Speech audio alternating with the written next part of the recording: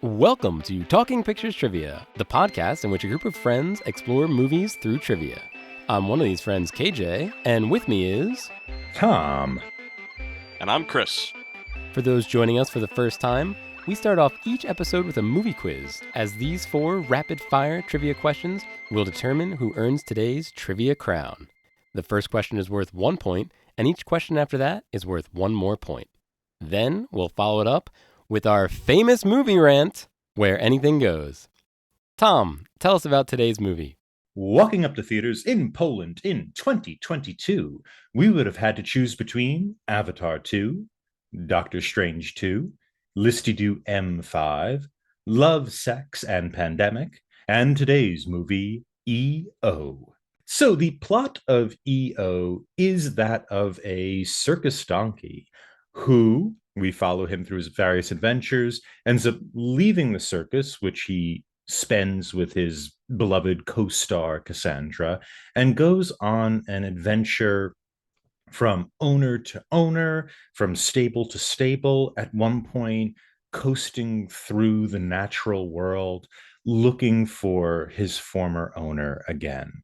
And we get a lot of the movie from his perspective as he kind of explores man's world, the natural world, the various kindness and cruelties and mysteries that we see, not just in the natural world, but also amongst people.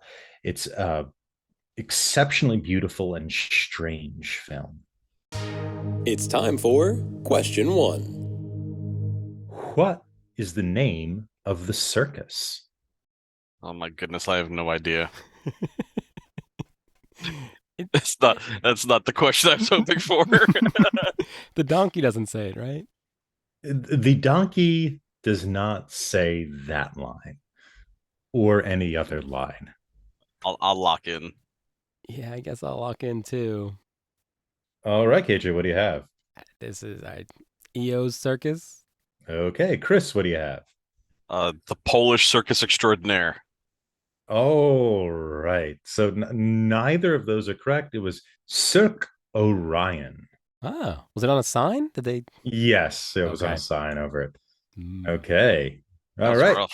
A That rough was start. rough. There It we was a go. rough start. The next question is about 10 times easier, so don't worry. Oh, great. It's time for question 2. What does EO do to get himself kicked out of the horse stables? Locked in. Locked in, and I like the pun in the question, I think. Oh, all right, KJ, what do you have? He kicks over the trophy case and all the trophies fall on the ground. And Chris, what do you have? Yeah, as he sees the 2 horses kind of fighting down the hall, and he takes his cart and wheels over and knocks the trophy case over. All right, very good. 2 points for both of you. It's time for question 3. What are the colors of the home team in the football match? Locked in. Locked in with a guess, and I'm kind of just basing it on the party afterwards, like the colors in the party. Mm-hmm. So what do you have, KJ? White and blue. And Chris, what do you have? So it's hard to determine which one was the home team because it's blue and white for the one team and black and white for the other. I think the crowd was mostly blue and white, so I'm going to say blue and white as well. And blue and white is correct. All right, very good. So going into the 4th question, we have a tie at 5 points apiece. It's time for question 4. What is the last non-musical sound we hear? Locked in. Is it diegetic? It is diegetic. It should have been the question. What's the last diegetic sound we hear? Let me look at my notes here. And this is for all the marbles. Oh man, my notes stop at the soccer game. So when you fell asleep. The first time. I don't know what you're talking about. This movie was a rip-roaring ride. Man, from the soccer game, he goes... It gets a little dicey after the soccer game, to be honest. But then he ends up... I think the forest is before that. I can't even remember how it ends. Locked in with a guess. All right, KJ, what's your guess? We hear EO. All right, thank you very much. Chris, what do you have? So the end of the movie is EO is walking around a cattle farm with a bunch of cattle as they're getting ushered into a slaughterhouse. The sound that you hear, I don't know exactly what the sound that you hear is. It could be like knives kind of scratching against each other, but I originally thought that maybe it was the head punch, like the pneumatic head punch that they use to as humanely as they can slaughter cattle. Uh, it goes right to black with that sound though. And Chris is right. Exactly. It's the bolt gun. That head punch, that is the last sound we hear before we go to black. And it is a horrible ending. It broke my heart. Whoa, yeah. Yeah. Now I do remember that was very chilling. Not a horrible ending in that I hated it. It was a horrible ending in that like I can't believe that it was like it hurt. It hurt me a does, little. yeah. For a movie that I didn't hate, I didn't hate, but to have it like kind of like rip me into like really that like jolt, it hurt. Well, congrats to Chris, our winner. Stay tuned for our famous movie rant right after this break. Join another Talking Studios production, Limited Lexicon, where we play through text-based adventure games. Text-based adventure games were computer games from before computers had graphics. The game uses text to describe a scene, and the player types back how they want to interact with the game. I'll read the text from the computer, and my co-host will feed me commands. This season, we're playing through The Hobbit from 1982 on the ZX Spectrum. Here's a quick sample. I thought a lot about our first command, and I think it should be no print because we don't want to print things as we're going along. I think by default, it's not going to print. And even if I did type print, where is it going to print to? 1982? I would imagine if we go west, we're going to be south of the troll, right? Just south of the troll land. Yeah, let's try it. You go west. The troll's clearing. The visible. Oh, we died. No. All right. The troll saw us and killed us. So I think we have to say the answer to the riddle then. The answer is dark. Say dark, I think. Talk to what? Gollum. Say Gollum dark. You talk to Gollum. Thorin says, hurry up. And we died. And we died. So we went northeast last time. So let's go southwest. You go southwest. Visible exits are north, northwest. You see the valuable golden ring. Oh. We're ending it here. That's Wait. perfect. All That's right. perfect. Limited Lexicon, coming to your podcatcher and YouTube in late 2022 by Talking Studios. And we're back.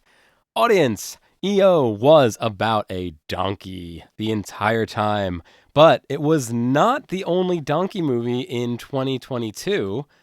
Did you guys see any other donkey movies from Say 2022? what? Yeah, there was another donkey movie. What Was there it? was there like a Shrek 22 Donkey's Revenge? No, not that I'm aware of. I mean, there might have been a short. Actually, you know what? There was a Puss in Boots that was pretty good, but I don't think Donkey was in it. But there was the Banshees of Inisherin has a pretty major character that is a donkey.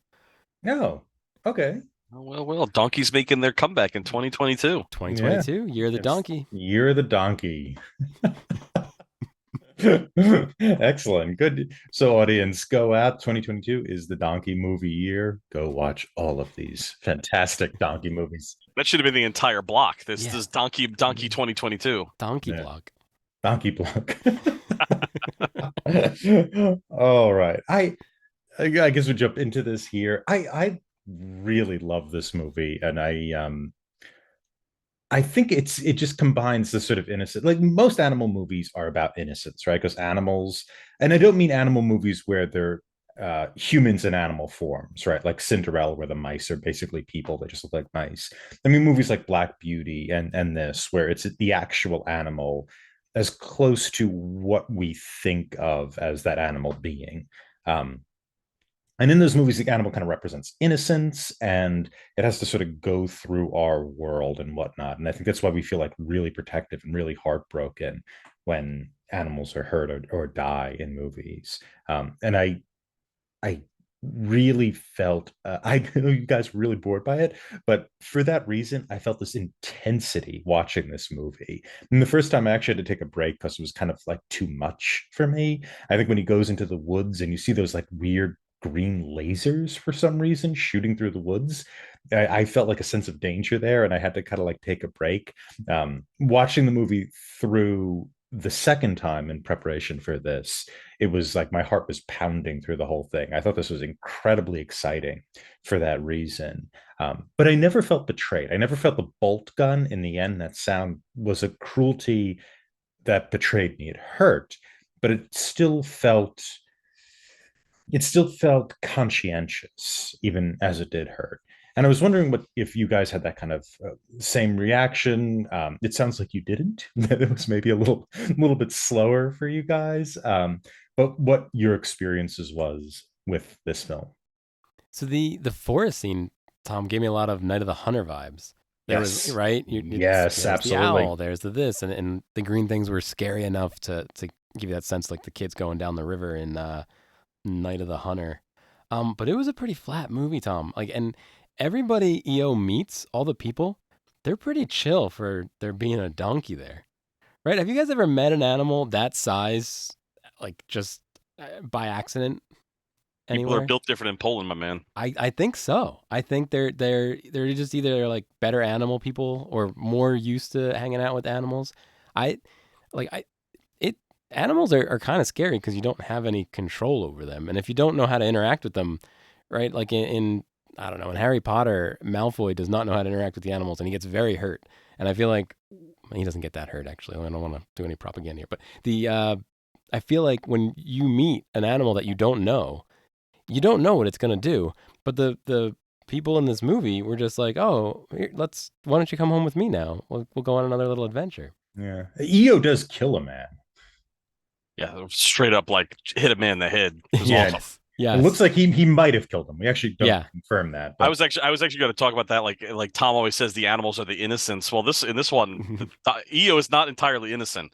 He is mistreated, and he is kind of like the innocent soul. But there comes a breaking point where he's had enough, and he takes it into his own hooves to take a man, what appears to take a man's life, which you know I wasn't all that ashamed of. I wasn't all that mad at. Hmm. I think I'm in the middle ground between you two. I wasn't like riveted on the edge of my seat with this movie, like it sounds like Tom was. I didn't feel it was as flat as maybe KJ is describing it. I enjoyed it. I think I said in the preview for last week that I don't know that I'll ever watch it again, at least not in the next like 5-10 years. But I really liked it. I thought it was shot beautifully. I actually put in my notes as I was watching it. It seemed, I don't know what came first. Did the story come first, or did the shots that the director wanted in his head come first? Because it seemed like every 5 to 10 minutes, there was this long camera shot silhouetting of the donkey in the foreground, or I should say probably the midground, and then some nice big aspect, some nice big piece of scenery in the background, whether it was woods or a mountain, or towards the end of the film, there was the dam with the waterfalls coming out. He kind of did the same shot 3, 4, 5 times of silhouetted donkey, this nice big landscape behind, and kind of pulled back to show you all of the nature around, and whether it had green laser lights in it like the forest scene. I don't know if like he had those shots in mind and then built a movie around them, or if he just kind of found those shots as he was trying to piece together this story. Because there's, like, I think KJ had mentioned, or Tom, you mentioned, the humans in this story, they're there, but they're not. Like, there's an entire section of time with a dude who's going back to his house, who's a priest, who is having what appears to be an affair with a stepmother. And that sounds like an entire movie on its own, but it's like 7 minute segment in the middle of the movie where we take a break from the donkey and we see a person for a few minutes, and then we're right out of it again. That's right before the cattle scene at the very end. So it seemed kind of disjointed or pieced together in certain ways, and I don't know exactly what the director's vision was, other than those really really unique shots. It felt like a series of children's books stitched together. EO in the circus. EO as a horse, hay delivery donkey. EO works in the support animal zoo. Like it just kept moving from thing to thing. But Chris, I agree. It was gorgeous. It was beautiful. It was kind of National Geographic-y a little bit. Like I was just picturing a narrator, and here we see the donkey sees the horses running wild for the first time and thinks what it might mean to be free. But there is mystery in those shots that you wouldn't get in a National Geographic, right? So, like what we mentioned, audience, there's the scene where EO basically breaks free from a stable and goes into the woods, and he's kind of lost in the woods. In that scene, for some reason, giant green lasers shoot through the woods. So can we talk about that scene for a second? Please. Yeah. I think what I got out of it, and I don't know if this is what everybody else got out of it. What I got out of it was this is the first time we see EO in like nature. And they're showing us all of the dangerous aspects of nature. There's a wolf, there's a fox, there's a spider spinning a web, there's an owl, there's all these predators there. And me personally, I felt, oh no, EO's in danger. Mm-hmm. But then it ended up that it was not the animals that EO was in danger from, it was the hunters. Because those green laser lights immediately made me think of hunters, and they're like using their, telescopic sights to shoot down all of these, what we call predators, are just other animals that are trying to survive just like EO. And those animals that we associate with fear and danger really aren't the dangerous ones. It's the humans behind the forest line that we can't see that end up killing. I think it was a fox that the EO ends up staring at dying in a stream, which was heartbreaking as well. So I really loved that scene. I thought it was like really out of place when I started to see the lasers. But then when I thought about like what the context of it was, it's one of my favorite scenes in the movie, actually. Yeah, I agree. And the reason why I brought that up, I think it's a great interpretation, and I agree with it entirely. The reason why I brought it up in contrast with KJ is that I think it's more than just that kind of beautiful National Geographic thing. There is this sort of either symbolism in the visuals, like you're pointing out, Chris. Also, I think the red camera comes on in that scene. There's a camera which it appears shot from a drone rather, that's going through the woods, and it's all in red. The whole thing is shot in red, which has obviously connotations of blood or danger or whatnot. They do the red thing quite often. They do. Do we know what that was? And like Chris said, from the opening shot, they do the red. Yeah, this circus is bathed in red. Mm-hmm. I mean, the first thing I think of when I think of red is danger, right? Or danger, blood, alarm. That's all. And there is something, I don't know, maybe like alarming about those situations, or maybe not. I mean, it maybe just be kind of a beautiful way of capturing the donkey, because I'm not entirely sure what the danger is at the beginning, other than this is where things are going to start to fall apart, right? The circus goes out. I agree with you that I think the red was danger, only because all the humans are completely bathed in red almost the entire movie, it seemed. Like the circus performer, the one that looks to be the one that loves the donkey the most, is wearing Sandra. red in the first scene. And like the person she rides in the bike with is wearing red when he rides up and is like yelling in the crowd. And then even the priest, who we don't know is a priest at the time, when he's walking up to the murder scene where the truck is, the lights of the police cars are making him red. Mm-hmm. And it just feels like all the humans are the danger to the donkey. Even the ones that have the best of intentions are the danger to the donkey. But where was the Mateo? I think no, Mateo's the truck driver. I can't remember the name of the priest now. But in what way was the priest a danger to the donkey? I think he's Vito. Vito, thank you, Vito. Mm-hmm. Yeah, Mateo's the truck driver. Vito's the priest. How is he a danger to the donkey? I don't know that he's a danger. I don't know that he is the It's danger to the donkey. It's just that he takes the donkey to a new place. The donkey escapes, and then the donkey ends up at the cattle farm. Yeah, so I think it's just kind of like that was the last real vignette, the last real kids book we saw before they go to the next kids book is the donkey walks into a cattle slaughterhouse. So I think that was the danger to it. Mm-hmm. What did you guys think of the robot dog? You know what I'm talking about? Yeah, exactly. I have no idea. What does that come? So there's a few of these scenes, like the robot dog, the downhill skier is another one. There's these like little vignettes where it's not exactly explained. Can you remind us, so let me explain for the audience. At one point we cut to an AI robot dog. It's a robot that kind of looks like a dog that flips over on its back and then flips back upright again. It kind of does, it sort of demonstrates its mechanical abilities. Yeah, so this is right after the soccer scene. So the soccer hooligans have rushed the party. They've beat up all the party goers that are in the blue and white. And then they go outside. EO is wearing a scarf, a blue and white scarf that the party goers had donned him with, and then they beat up EO, which was another heartbreaking moment. And then in his stupor, I think we're supposed to be thinking that he's dreaming of this. I think KJ has it in his notes about how when we're looking at it from the donkey cam, the the exterior of the frame is kind of haloed in this like almost like out of focusness to it. Yeah. And I believe that Boston Dynamics mechanical dog scene is kind of in that nature, and it's also in stark red. So it's almost like they're trying to.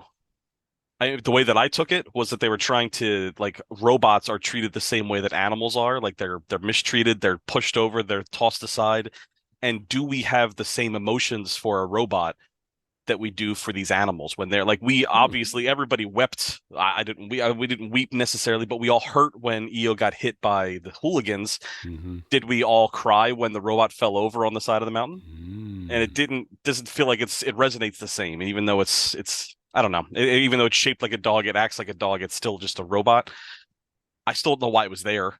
It seems so out of place in this movie that's been all about nature and these animals, but it was interesting to see.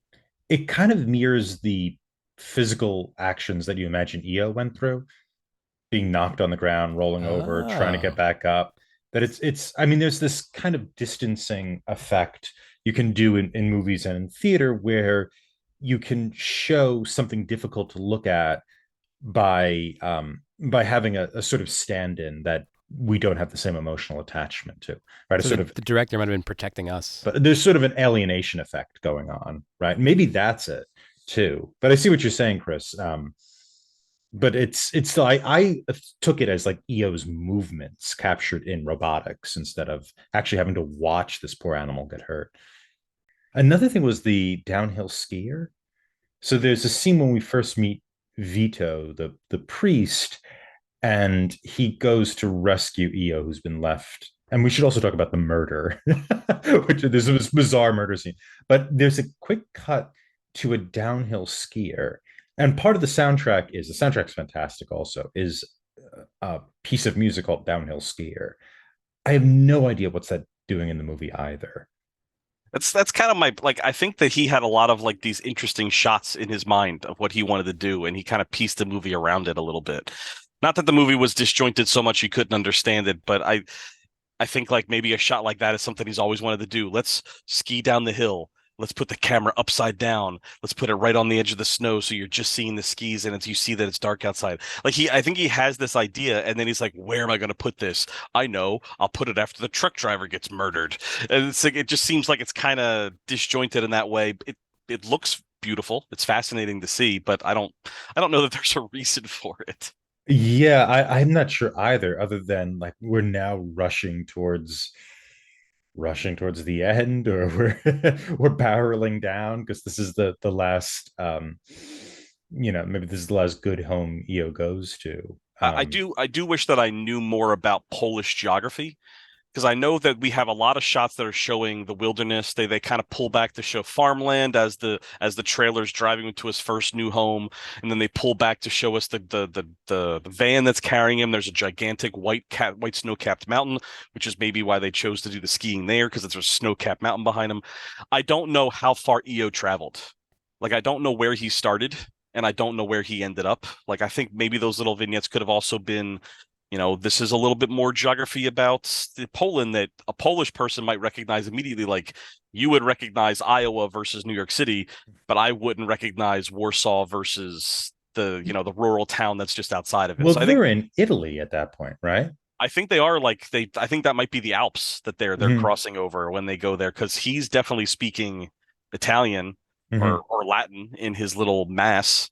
And then she seems as if she's in Italy going back to France, which once again, we know way too much about French. Yeah. We know more about this story, and they've only on screen for 3 minutes. Like, it's hard to fathom why they were there. Yeah, that is another thing. Parts of the plot, like the story of the people becomes stranger as it goes along. Initially, we get Cassandra and Cassandra's boyfriend, and there's a bankruptcy. That's why the circus goes bankrupt, and that's why EO has to gets sold and what have you. And it seems like a pretty standard story at first in terms of the people, right? Cassandra and Io really love each other. Io wants to find Cassandra again. That compels his adventure, what have you. But as we meet more people, the people themselves get stranger, even if Io doesn't, right? Or Io stays the same. We get the murder scene with Matteo, the truck driver, who's he tries to help a poor woman or maybe a homeless woman get food, and he sort of makes a joke about, well, we could have sex now, and then she leaves and then sneaks around the side of the truck and cuts his throat and kills him. Yeah. I don't Yeah, think that was her though. I think that was somebody else, because I actually rewound and watched it again because I thought it was her, but it was somebody else, like an entire in a hoodie. Mhm. I don't know it was her. I think it might have been maybe somebody she was with. She dips out, and then I think another person comes around and offs him in the driver's seat.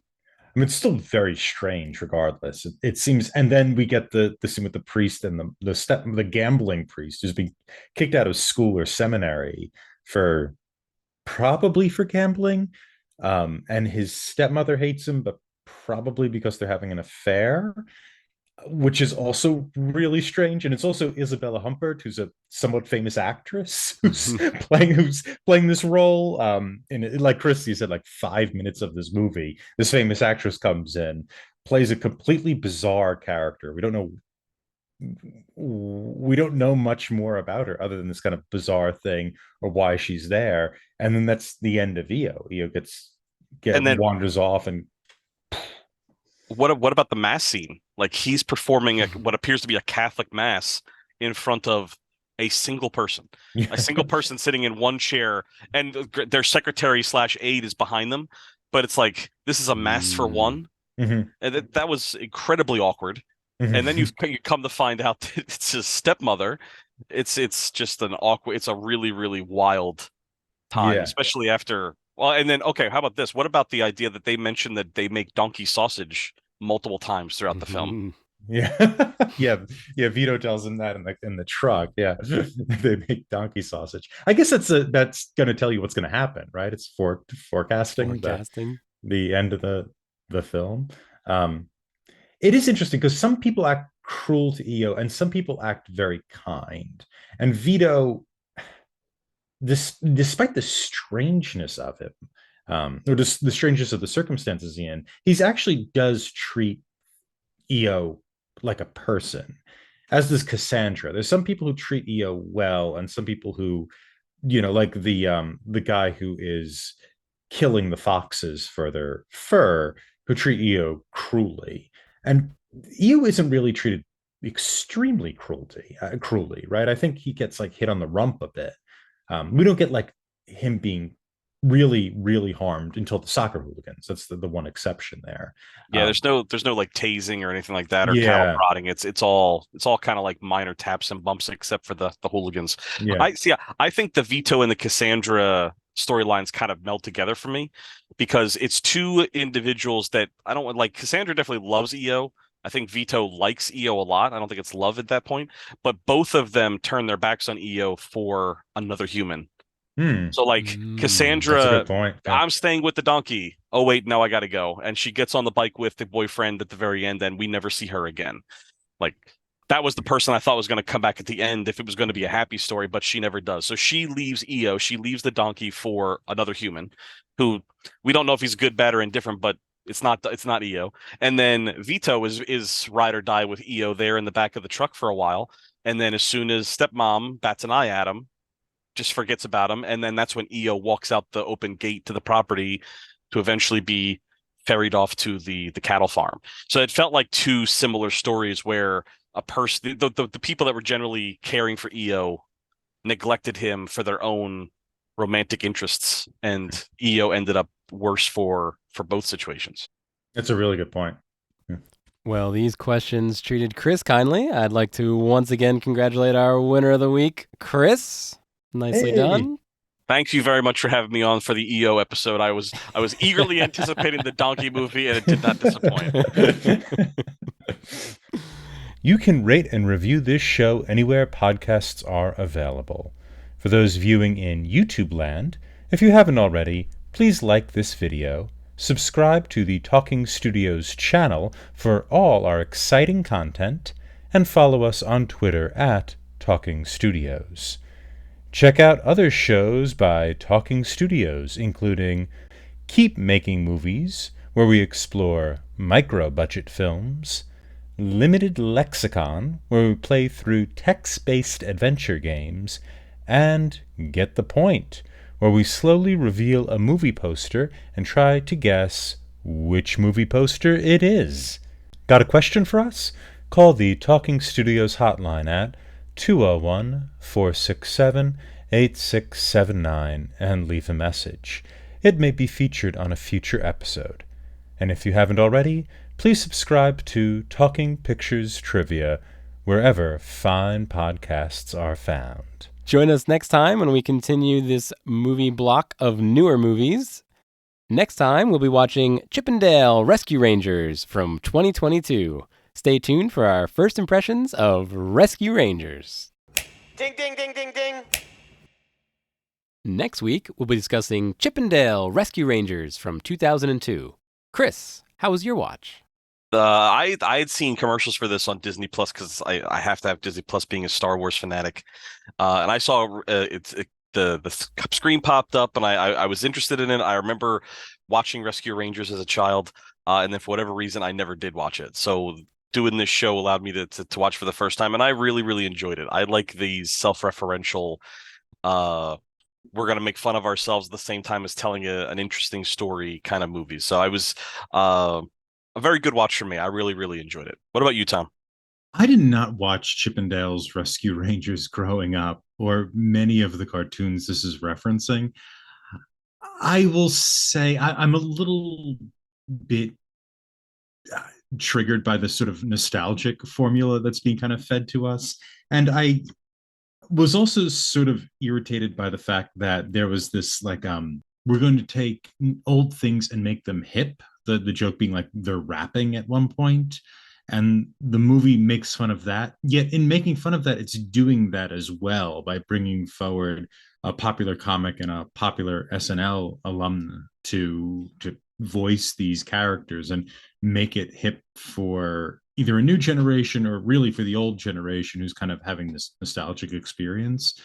So all of that was a bit much for me. I will say that the movie is warm-hearted. I like those comic actors. I like Mulaney and Andy Samberg very much, and I think they're very funny. And I do like the spirit of the movie, which seems to be, despite the humor in that kind of Saturday morning mold, it's still working on that, albeit in a larger scale. And I do think its handling of the material was very gentle. It's not going for this kind of subversive irony that I think is just basically intolerable. And so I enjoyed a great deal of the movie, even though I think the premise at this point, this kind of nostalgic factory that's going on for our generation for some reason, has kind of more than irritated me at this point. Rachel, how was your first watch? I can sum up my first watch in 6 words. I loved everything that Tom hated about this movie. That's amazing. I said, I feel like you had that already prepared. I didn't. She didn't As even we were get. talking, I pulled out my notes and I was like, scratch everything I was going to say. It was a lot shorter and easier. KJ, how was your first watch? Guys, my first watch was phenomenal. I love this movie. So Rachel is on the show. Rachel is my wife. We are married. We're living in a house. I guess we're towards the end of the pandemic, right? We're not in the thick of the pandemic, but we're still kind of in pandemic mode when this comes out. And it comes on Disney Plus, like Chris said. And it was like, I don't know, a Sunday afternoon, a Saturday afternoon. The girls had been home for a year. And we're just putting things on the TV that haven't been on the TV yet. So we kind of put it on as like background noise. And I couldn't look away. I couldn't stop watching. I think I stood for the first 20 minutes because I was just walking through the room. I loved every joke. I loved every beat of this movie. It was great. And then Rachel and I watched it again for this recording. it doesn't hold up as much on a second watch. These jokes are a one-time. I mean, they're still funny the second time, I guess, but I think the surprise makes it a lot funnier. And even just, by the third act, it gets kind of tired. But I still loved it. I still really enjoyed it. As Chris said, Chip and Dale Rescue Rangers is available on Disney Plus at the time of this recording. Go have a watch and listen to our show next week. Wow, Talking Studios.